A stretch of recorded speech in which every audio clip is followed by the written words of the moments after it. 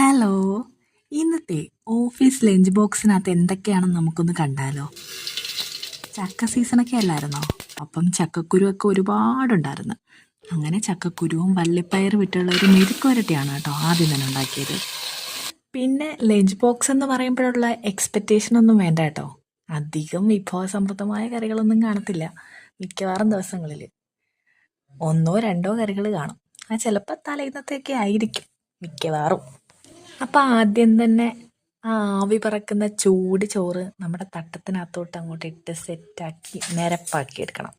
പിന്നെ ചക്കക്കുരുവും വള്ളിപ്പയറും ഇട്ടുള്ള ആ മെഴുക്കുവരട്ടി സൈഡിലോട്ട് വെച്ചു.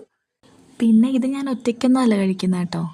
ഓഫീസിൽ അംഗസംഖ്യ കൂടുതലായതുകൊണ്ട് തന്നെ പല രീതിയിലുള്ള പല ഐറ്റംസും അങ്ങോട്ടും ഇങ്ങോട്ടും ഷെയർ ചെയ്തെടുക്കാൻ പറ്റും.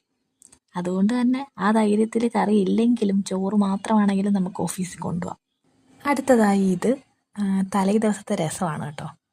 അങ്ങനെ ഇതും ഒരു പാത്രത്തിനകത്തോട്ടാക്കി ഇന്നത്തെ ലഞ്ച് ബോക്സ് എല്ലാം സെറ്റാക്കി എടുത്തിട്ടുണ്ട്. അപ്പം ശരി, ഇനി അടുത്ത വീഡിയോയിൽ കാണാം.